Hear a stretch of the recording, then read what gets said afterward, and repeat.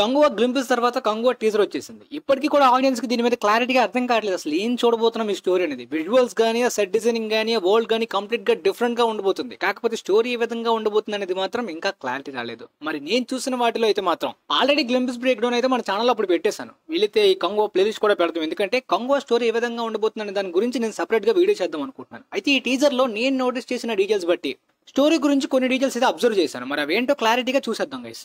పోతే ప్రీవియస్ గ్లింపిల్స్ మీకు గుర్తుంటే మాత్రం ఇక్కడ సూర్య గారి క్లోజ్అప్ షాట్ ఉంటుంది, కొద్దిగా ఈవిల్ స్మైల్ లో నవ్వుతున్నట్టు. సో ఆ యాక్షన్ సీన్ కి సంబంధించిన సీన్స్ చూపిస్తున్నారు. యాక్చువల్ గా సూర్య గారి క్యారెక్టర్ ఈ ఫిల్మ్ లో అయితే ఈ టైం లైన్ లోనే ఎక్కడ చూపించింది అయితే మాత్రం కంగువా కంగా అని క్యారెక్టర్ అనమాట. ఫిల్మ్ లోని ఆయన డ్యూయల్ రోల్ లో కనిపించబోతున్నట్టు. సో అది ఇంకొకటి ఏంటంటే మోడర్న్ ఎరా లైఫ్ స్టైల్ లో ఉండబోతుంది ప్రెసెంట్ టైం లైన్ లో అంటున్నారు. అదే కొద్దిగా తేడా కొడుతుంది.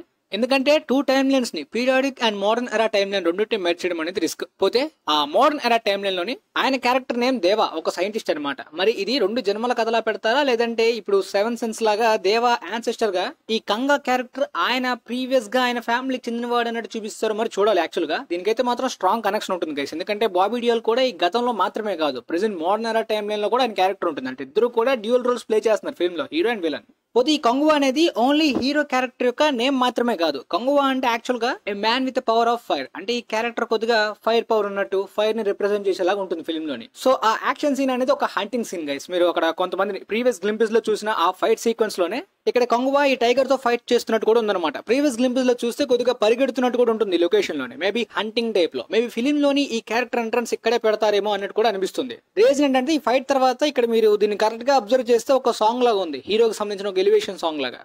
అంటే మన ఫిల్మ్స్ లో ఉండే కామన్ రూల్ కదా, ఫస్ట్ ఒక యాక్షన్ సీన్ తో హీరో ఎంట్రన్స్, ఆ తర్వాత ఒక సాంగ్. సో ఇదంతా కూడా పెద్ద స్కేల్ లో తీసినా సరే పెట్టే రూల్ ఉంటుంది, పెద్ద ప్రాబ్లం ఏం కాదు దీనివల్ల. తర్వాత సీన్ లో కూడా ఈ లొకేషన్స్ అన్ని కూడా ఒకే విధంగా కనిపిస్తూ ఉంటాయి. యాక్చువల్ గా శ్రీలంక లొకేషన్ అని టాక్ గైస్, ఎందుకంటే స్టోరీ అంతా కూడా ఇక్కడ జరుగుతుందని చెప్పి. కాకపోతే ఈ లొకేషన్స్ అంతా కూడా షూటింగ్ గోవాలో జరిగిందంట, పీరియాడిక్ సెట్స్ వేసి. బట్ శ్రీలంకలో అయితే షూటింగ్ అయితే చేయలేదు, మొత్తం గోవాలోనే తీశారు. పోతే ఇక్కడ మీరు హీరో క్యారెక్టర్ రెండు స్నేక్స్ పట్టుకొని రావడం, ఆ తర్వాత తన ఆర్మీ మొత్తాన్ని కూడా ప్రిపేర్ చేస్తూ ఉండడం. నేను అనుకోవడం ఏంటంటే కంగువా అనే క్యారెక్టర్ ఒక వారియర్, కాకపోతే తన ఆర్మీ వీళ్ళందరూ కూడా రెబల్స్ లాగా అనమాట. అంటే సింపుల్ గా చెప్పాలంటే ఇప్పుడు గవర్నమెంట్ నో లేదంటే ఆధిపత్యంలో ఉన్న వాళ్ళకి వ్యతిరేకంగా మారిన ఒక ఆర్మీ, దానికి లీడర్ గా కంగువా. ఇలా పెడితే ఖచ్చితంగా మిస్టేక్ మైనస్ పాయింట్ అయ్యే ఛాన్స్ కూడా ఉంది. ఎందుకంటే రీసెంట్ గా తమిళ ఫిల్మ్స్ లోని ఎక్కువ ఆపరేషన్ ఫిల్మ్స్ అయిపోయాయి అనమాట, ముఖ్యంగా క్యాస్ట్ మీద ఆపరేషన్ ఫిల్మ్స్ ఎక్కువ అయిపోయాయి. సో ఇక్కడ మీరు ఫైర్ ని సింబాలిక్ గా అంటే ఫైర్ ని రిప్రజెంట్ చేసేలాగా హీరో క్యారెక్టర్ ఇంకొక సాంగ్ పెట్టినట్టు కూడా టీజర్ లో యూజువల్ ద్వారా మనం అబ్జర్వ్ చేయొచ్చు. అంటే మ్యూజిక్ డైరెక్టర్ దేవిశ్రీ ప్రసాద్ కాబట్టి ఇలాంటి పీరియడిక్ స్కేల్ అయినా సరే సాంగ్స్ ఎక్కువగా ప్లాన్ చేసుకోవచ్చు కూడా. మెయిన్లీ నాకు ఈ సీన్ చూసిన తర్వాత ఆపరేషన్ ప్యాలెట్ మీద అనే ఆ థాట్ అయితే వచ్చింది అనమాట. అవి క్లియర్ గా కనిపిస్తుంది. ఇక్కడ చాలా మందిని చంపేశారు, అంటే ఆధిపత్యంలో ఉన్న వాళ్ళైనా చంపి ఉండాలి, లేదా కొత్తగా ఆధిపత్యం అధికారం తీసుకున్న వాళ్ళైనా చంపి ఉండాలి. యాక్చువల్ గా ఈ టైం లైన్ అంతా కూడా బ్రిటిష్ టైం లైన్ లో ఉండొచ్చు అనుకుంటున్నాను గైస్. ఎందుకంటే కొంతవరకు టైం లైన్ 1000 years బ్యాక్ అంటున్నారు, మరి కొంతమంది 1678 టైం లైన్ లో అంటున్నారు. ఆ 1678 టైం లైన్ అయినా సరే బ్రిటిషర్స్ టైం లైన్ లో ఉంటుంది. కాకపోతే మరాఠా ఇన్వాల్వ్మెంట్ కూడా ఆ టైంలో తమిళనాడు చుట్టూ ఉంటుంది. ఛత్రపతి శివాజీ గారి టైం లైన్ అనుకుంటా నాకు తెలిసి. అంటే తంజావూరు రీజన్ కి సంబంధించి కొన్ని ప్లేసెస్ ని ఆక్రమించుకున్నట్టు. దాంతోపాటు 1680లోనే ఛత్రపతి శివాజీ గారు చనిపోయారు కూడా. ఎందుకంటే తమిళ్ ఏన్షియంట్ హిస్టరీని కొద్దిగా అడాప్ట్ చేసుకుంటున్న ఈ ఫిల్మ్ స్టోరీలో అంటున్నారు డైరెక్టర్. సో దానికి తగ్గట్టు చూసుకుంటే రియల్ ఈవెంట్స్ ని కూడా కొద్దిగా మనం కన్సిడర్ చేయాలి, లేదా బ్రిటిషర్స్ ప్లేస్ లో ఇంకొకరిని పెట్టొచ్చు. ఎందుకంటే ఆ ఓడలో లేదంటే డెడ్ బాడీస్ మాత్రమే కాదు, ఇక్కడ మీరైతే ఇక్కడ విలన్ కి సంబంధించిన ఎంట్రీ సాంగ్ కి ముందు ఇక్కడ ఈ స్పార్టన్ సోల్జర్ కాస్ట్యూమ్ ని అబ్జర్వ్ చేయొచ్చు. హెర్క్యులిస్ లోని, ట్రాయ్ లాంటి ఫిల్మ్స్ లో ఉండే స్పార్టన్స్ వేసుకున్న కాస్ట్యూమ్ ధరించి ఉన్నాడు, విలన్ ని చూడడానికి వచ్చాడు.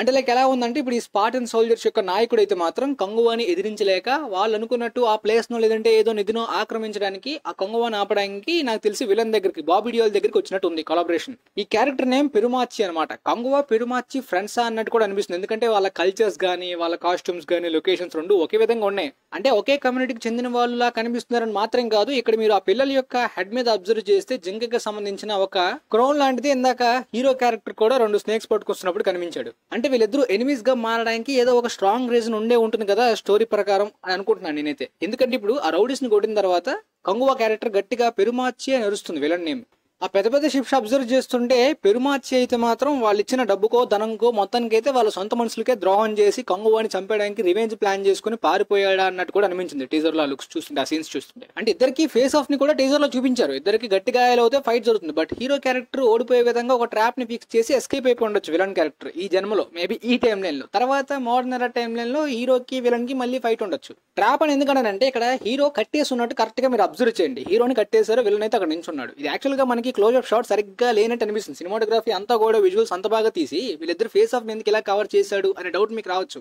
చాలా మంది సూర్య క్యారెక్టర్ని ఇక్కడ బంధించి ఉండేలా కనిపించకుండా చేద్దాం అనుకున్నాడు. కాకపోతే అందరూ స్క్రీన్ షాట్స్ కొట్టి ఆపిన తర్వాత క్లియర్ గా అక్కడ కనిపిస్తుంది హీరో క్యారెక్టర్ బంధించున్నట్టు. ఫిల్మ్ ఆల్మోస్ట్ 350 crore బడ్జెట్ లో తీస్తున్నారు గైస్. ఫిల్మ్ లో వైలెన్స్ ఏ రేటెడ్ లో ఉండబోతుందో అనిపిస్తుంది. అంటే ఏ సర్టిఫికేట్ ఇవ్వబోతున్నారు అని. ఎందుకంటే మీరు అక్కడ నైఫ్ దగ్గర చేతిని అబ్జర్వ్ చేయండి, చేయి కోచేసి చేతితో పట్టుకున్నాడు. అంటే ఇలాంటి వైలెన్స్ అయితే యాక్షన్ సీక్వెన్సెస్ లో ఎక్కువ ఉంటున్నట్టు కనిపిస్తుంది ప్రీవియస్ గ్లింపెస్ లో కూడా. పోతే 350 crore బడ్జెట్ రికవర్ అవడం పెద్ద బ్లాక్ బస్టర్ అవడం పక్కన పెట్టేస్తే దీని ఒక ట్రయల్జీ లాగా ప్లాన్ చేసుకున్నారు స్టోరీని. ఏ మైటీ వాలియన్ సాగా అంటే ఒక పరాక్రమవంతుడి జర్నీ అన్నట్టు.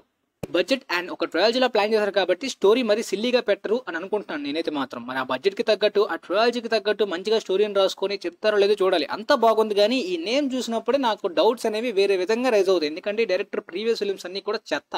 బట్ ఈసారి ఎలా ప్లాన్ చేశారో చూడాలి. ఇది కంప్లీట్ గా పీరియాడిక్ టైమ్ లైన్ అని చెప్పలేను గైస్. ఫ్యాంటసీ మిక్సింగ్ కూడా ఉంటుంది అనమాట. ఇప్పుడు బాబీ డియోల్ క్యారెక్టర్ అయితే మాత్రం Arjun Malhotra present time line లోని, ప్రీవియస్ టైమ్ లైన్ లోని అదే ఆ పీరియాడిక్ టైమ్ లైన్ లోని పెరుమాచి క్యారెక్టర్ లో కనిపించబోతున్నాడు. ఇక కంగువా క్యారెక్టర్ అయితే ప్రెసెంట్ టైమ్ లైన్ లోని దేవా అనే ఒక సైంటిస్ట్ గా కనిపించబోతున్నాడు. దిశా పటాని ఈ పీరియాడిక్ టైమ్ లైన్ లో అసలు ఉండదు అనుకుంటా. కంప్లీట్ గా ఆమె character modern era time line లో ఉంటుంది అనుకుంటా. ఆమె క్యారెక్టర్ నేమ్ అయితే ఇంతవరకు రివీల్ కాలేదు. కానీ ప్లాట్ లో ఆమె క్యారెక్టరే లీడ్ అన్నట్టు కూడా కనిపిస్తుంది. అదే లీక్ అయిన ప్లాట్ ప్రకారం. కంప్లీట్ ప్లాట్ కాదు కానీ జస్ట్ ఒక థీమ్ అనమాట. ప్లాట్ థీమ్ ఏ విధంగా ఉండబోతుంది అనే దాని గురించి అందులోనే మనకి 1678 టైమ్ లైన్ లో ఉండబోతుంది అనే దాని గురించి రివీల్ అయిందనమాట. ఇక్కడ సైంటిస్ట్ టైప్ లో హీరో క్యారెక్టర్ యొక్క లుక్ ని కూడా మీరు అబ్జర్వ్ చేశారు కదా, సేమ్ ఇదే హెయిర్ స్టైల్ లో ఉండబోతుంది. రీసెంట్ గా సూర్య గారి హెయిర్ స్టైల్ ని కూడా అబ్జర్వ్ చేయొచ్చు. మోడర్న్ ఎరా టైమ్ లైన్ లో ఏ విధంగా ఉండబోతుందో ఆయన పోస్ట్ చేశారు తన సోషల్ మీడియా అకౌంట్ లో. అదేంటంటే ఒక female scientist modern era time line లోని ఒక డిసీజ్ ని కనుక్కుంటుంది అనమాట. ఆ డిసీజ్ అనేది ఎలా క్యూర్ చేయాలి, అసలు ఇది ఎలా పుట్టింది అనే దాని గురించి రీసెర్చ్ చేస్తున్నప్పుడు 1678 లో ఒక పవర్ఫుల్ వారియర్ కూడా ఇలాంటి డిసీజ్ ద్వారా చనిపోయాడని చెప్పి రీసెర్చ్ లో తెలుస్తుంది అనమాట. సో ఇప్పుడు ఈ పవర్ఫుల్ వారియర్ అంటే ఖచ్చితంగా కంగువా అని ఎందుకు అనుకోవాలి? బాబీ డియోల్ క్యారెక్టర్ కూడా ఒక పవర్ఫుల్ వారియర్ కదా, ఆ క్యారెక్టరే ఈ డిసీజ్ ద్వారా చనిపోయాడు అని కూడా అయ్యి ఉండొచ్చు. మేబీ చెప్పలేం. ఈ రెండు క్యారెక్టర్స్ లేదో ఒక క్యారెక్టర్ అయితే ఒక డిసీజ్ ద్వారా చనిపోయాడు, ఒక పవర్ఫుల్ వారియర్. నాకైతే ఎక్కువ శాతం కంగువా క్యారెక్టర్ అనిపిస్తుంది ఆ డిసీజ్ ద్వారా చనిపోయింది. సో మొత్తానికైతే ఈ రీసెర్చ్ చేసి కనుక్కున్న female scientist Disha Patani modern era time line లోని, ఆమెతో పాటు కలిసి వర్క్ చేసే character hero character Deva. But ఒకవేళ కోఇన్సిడెంటల్ గా డైరెక్టర్ ఒక చిలిపితనం యాడ్ చేస్తే, అంటే వీళ్ళిద్దరూ కూడా అర్జున్ మల్హోత్రా అదే ప్రెసెంట్ టైమ్ లైన్ లో ఉన్న బాబీ డియోల్ క్యారెక్టర్ కింద పని చేసేలా పెడితే మాత్రం ఫన్నీగా కుదురుతుంది. సో మొత్తానికి లీక్ అయింది అయితే అంతే, జస్ట్ ఒక ప్లాట్ థీమ్ అనమాట, సింపుల్ థీమ్. నాకు అనిపిస్తుంది ఏంటంటే వీళ్ళిద్దరి బ్లడ్ గ్రూప్ లో ఏదో ఒక బ్లడ్ గ్రూప్ ఆ డిసీజ్ కి క్యూర్ చేసే విధంగా ప్రెసెంట్ టైమ్ లైన్ లో యూజ్ అవుతుంది. సో దీనికి సంబంధించి దిశా పటాని సూర్య ప్రెసెంట్ టైమ్ లైన్ లో రీసెర్చ్ చేస్తూ ఆ హిస్టరీ గురించి, జరిగిన గతం గురించి తెలుసుకుంటే వీళ్ళిద్దరూ కూడా ఒకే విధంగా మళ్ళీ పుట్టారా అని రిలీజ్ అవుతారేమో నాకు తెలిసి.